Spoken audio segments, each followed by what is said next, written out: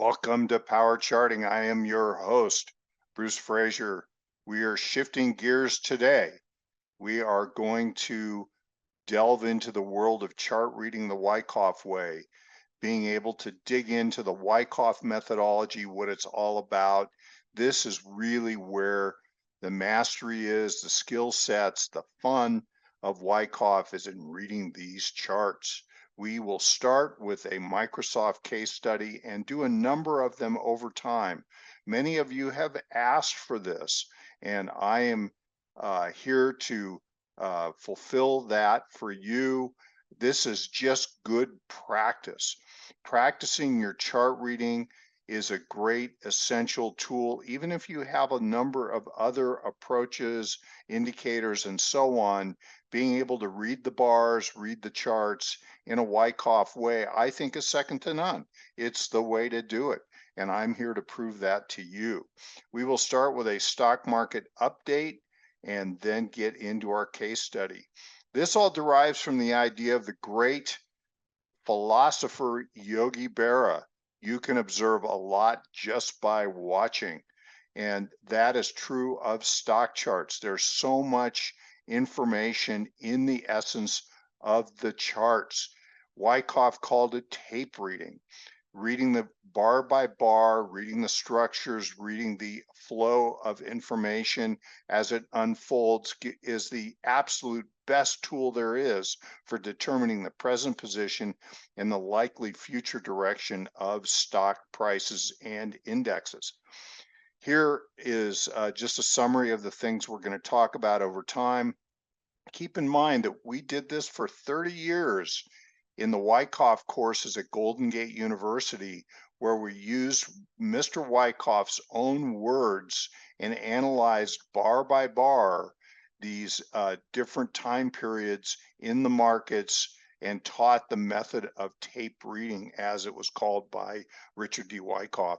This is the study of price action on the stock charts using bars and volume and point and figure analysis, and to determine the goal, to determine the present position and likely future direction of stock prices from the data on the charts.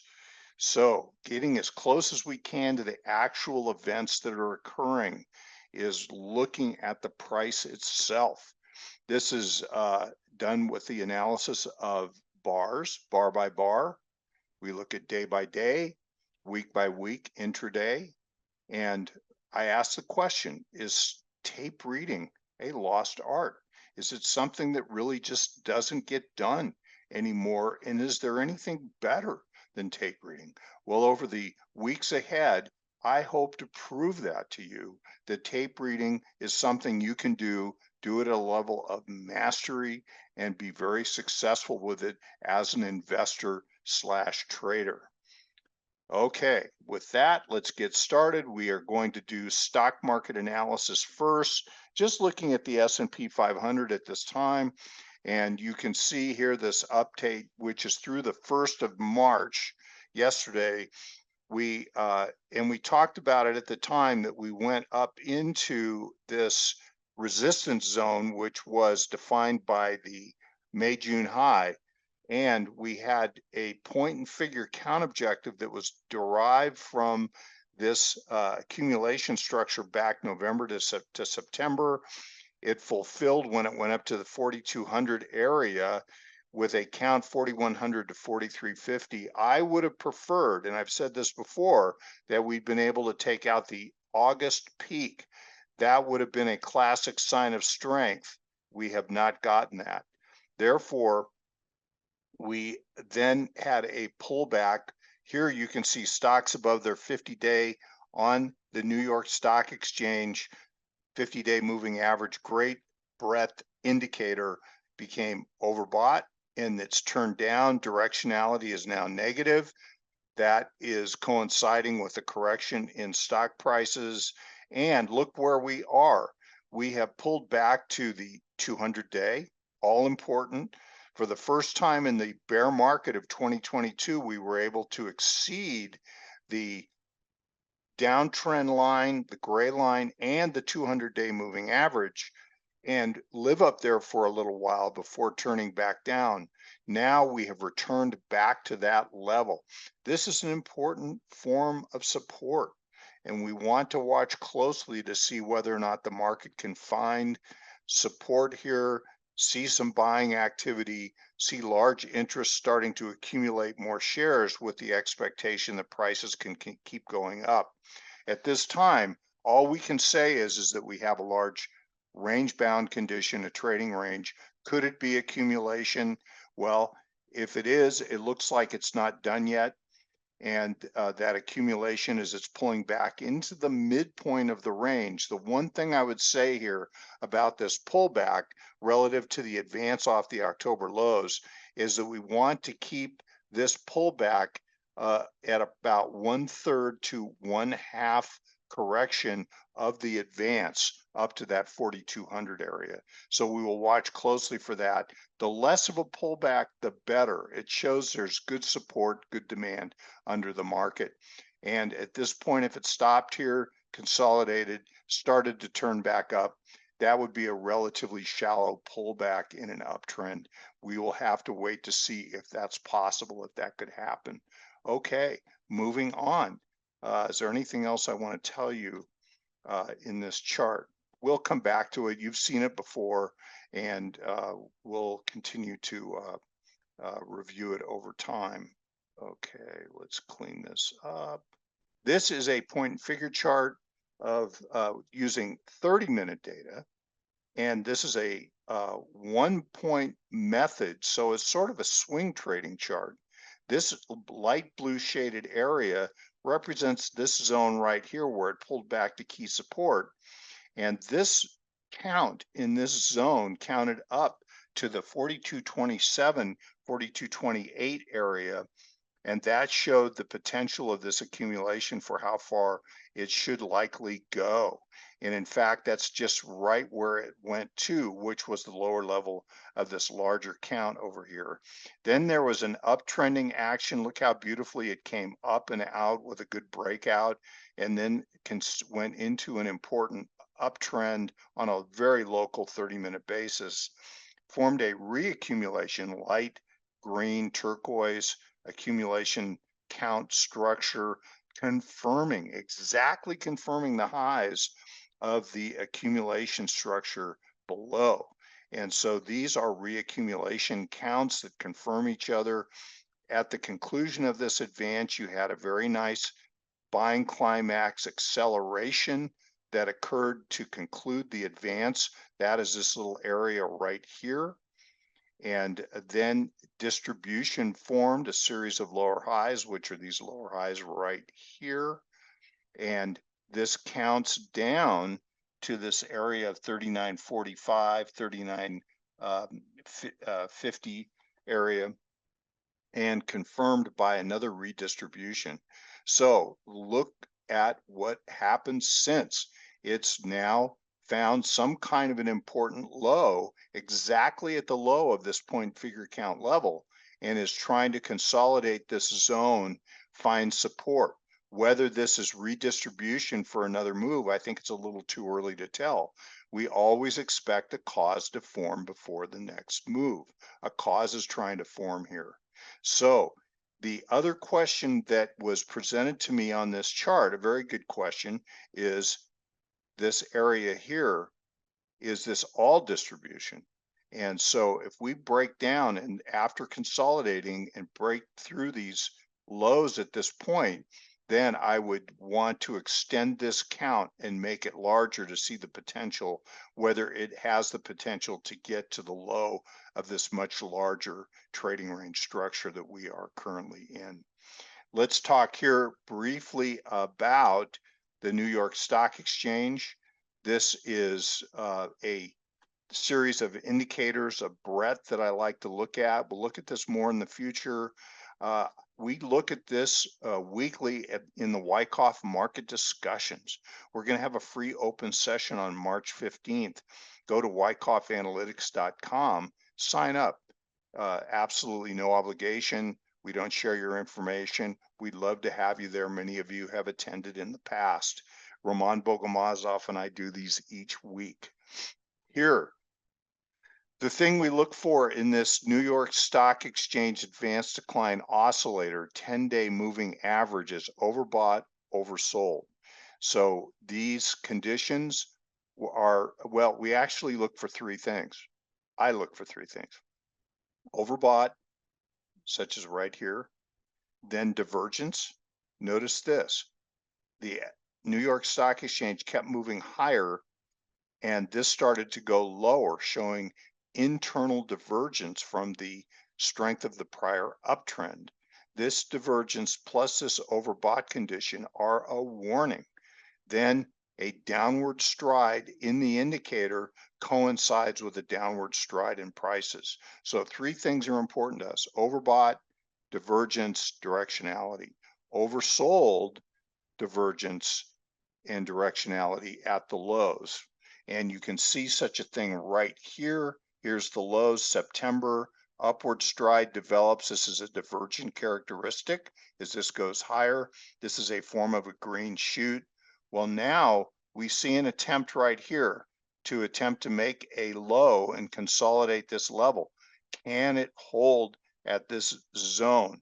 And it's not oversold by any means, but it is making higher lows throughout.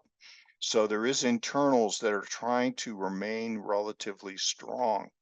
Now, here's also a divergence. See, overbought at the highs, higher price in the index, lower high in the indicator, and divergent characteristics trending down. Now, we will talk about the volume attributes in a later show, but let me just point out at this time that the net up volume to down volume continues to decline after a divergence. Overbought, divergence, trending down. Okay, here's the Nasdaq. I think the Nasdaq is stronger than the New York at this time. You can see attempt to make higher lows here, a low, higher low, higher low, divergent characteristics at the peak here at the beginning of February, and then directionality is down from an overbought condition. So those are all things that we look for, work quite well for us. We talked about it in various forms in prior episodes. And now look at how sharply the up volume is dropping at this time. But the thing that is different in the comp than it was in the New York is that now down volume is dropping too. On the New York, down volume is still rising. So I believe for this reason, and also the higher lows that are being made in the net number, that this indicator is trying to be stronger than the New York and might be putting it in a good oversold low here. Time will tell, but we will watch closely. Seasonality is the last thing we'll look at today, and that is, you can see here that this is pre-election year seasonality, that January was an up month in this seasonality tool and was the case in the market. February was had strength seasonally into mid-month and then weakness. It's exactly what we got.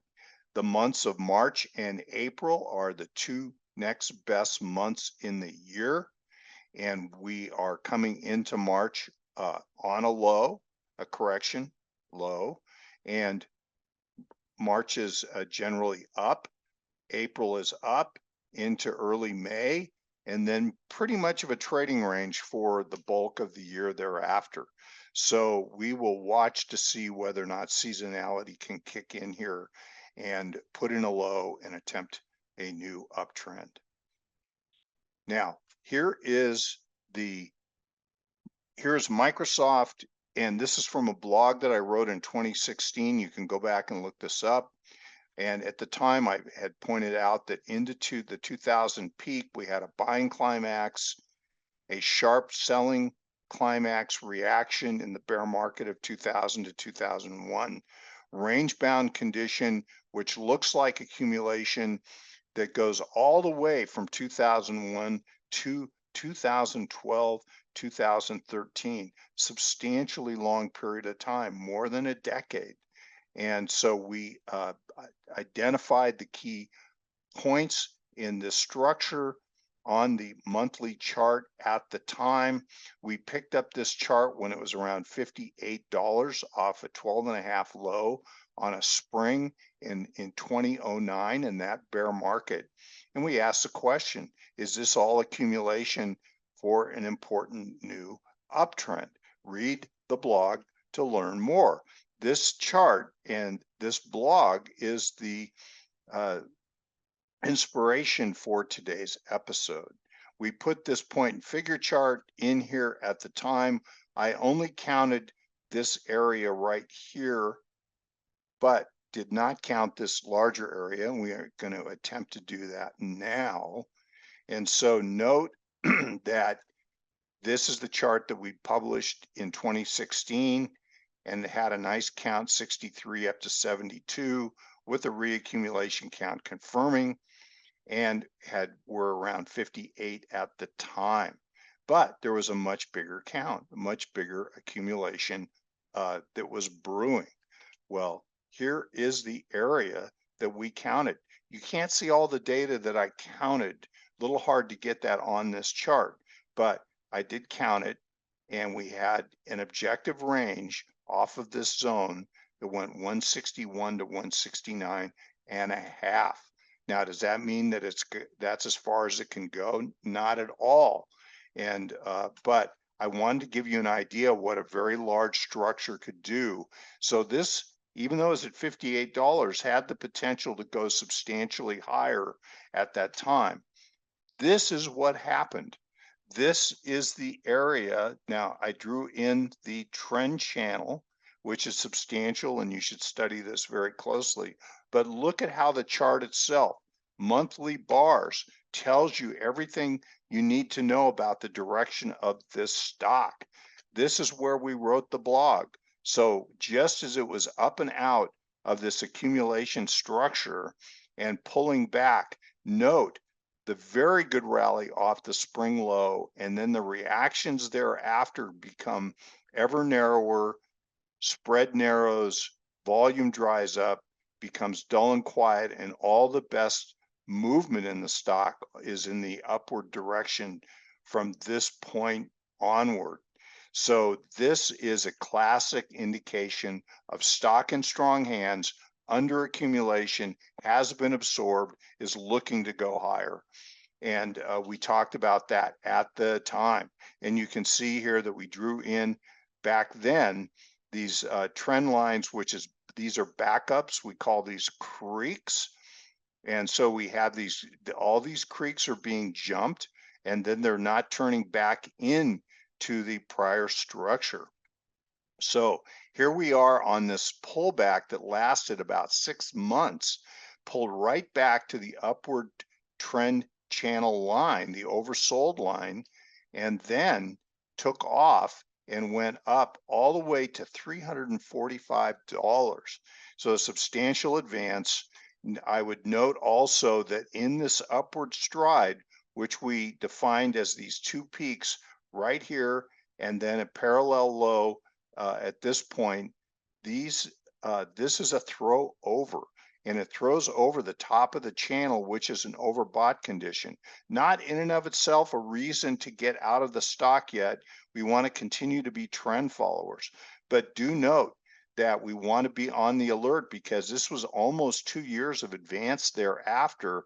But when it did form a distributional top and turn back in to the channel, then it really had an important correction thereafter. Zoom in and look more closely. Here is, in fact, zooming in. You can see that this is the S&P 500 upward stride. We draw it on these two adjacent lows, intervening high, throws over, becomes overbought right here at the top. Well, Microsoft does a similar thing, two important lows, and then an adjacent high, draw the parallel, overbought right here at the conclusion of the advance. This is beautiful. And so a distribution forms at this time. We can then draw a downtrend once we have this conclusion of this March rally in. We can draw the downtrending stride and the oversold line, in the trend channel. I'm going to zoom in here in a minute and look more closely at this level. But I'd like to point out that the other thing that happened at this time is that the relative strength started to base also and is now attempting to jump up and pull back. And so relative strength was quite good as it, well, it's getting better. It's not great here yet. It's trying to make a base. Here, look how good the relative strength was in this advance into the final highs. And go back and study that whole uptrend, because what are the stocks? You might be a swing trader. You might be a short-term trader. What are the stocks that you want to traffic in as a swing trader? Do you want to traffic in stocks that are just in big trading ranges, or the very, very best robust uptrends that are out there at the time? I contend that you want to swing trade a great stock like Microsoft when it was in its mega bull and trade that, or better yet is to buy it and hold it as a campaign stock, as we just showed. But different people have different objectives in how they like to trade. That is entirely your decision. I'm just suggesting that trade the very best names, even if you're a trader. Okay, moving on. Let's go to this intraday. This is not intraday, this is daily data. Now we can start to look at the bar by bar analysis. And this is so important, as something that Wyckoff did that is unique, I think, in the world of technical analysis. So note, let's just look at a few examples, and we'll do much more of this in the future. But here, first, here's the downtrend line of this relative strength. Note how it slightly bumps over the top of the downtrend line, but respects it, pulls back as we're getting a sign of strength here into the final high with the climax, which is an upthrusting action, sign of strength. And what we really need to see after a sign of strength is the ability to be able to hold support and hold it about around the top of the accumulation area. Wondering if in fact this is accumulation. Now let's look at comparative analysis of these periods. This decline here from this August high, and I want to get my little marker back. This August high right here is a throw over of the downtrend channel. Let me point out here that when you had the throw over here, which we just looked at, the S&P had not gotten out of its downtrend channel yet.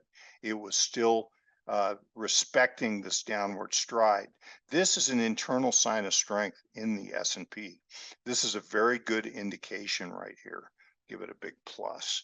And then it pulls back, but it does pull back into the channel, goes all the way to the bottom, makes a new low.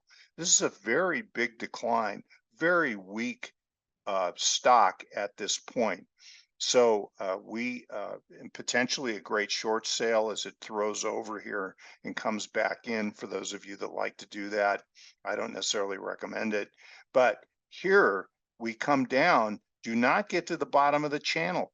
Back to this, note that the S&P 500 not only gets to the bottom of its channel, but it throws under that oversold condition for sure. But the Microsoft is definitely in a stronger position than the S&P at that time. So we see here an attempt to go down.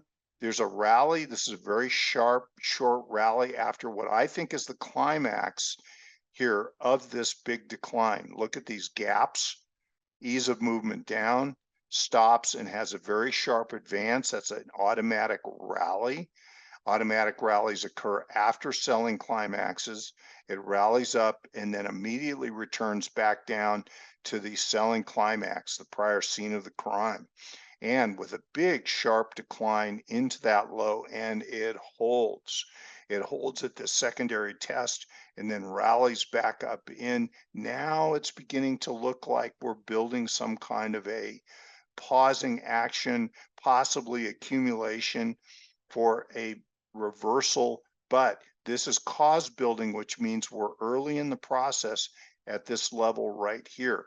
So Very good advance. Look at how sharply this climbs up, much better than the prior advance.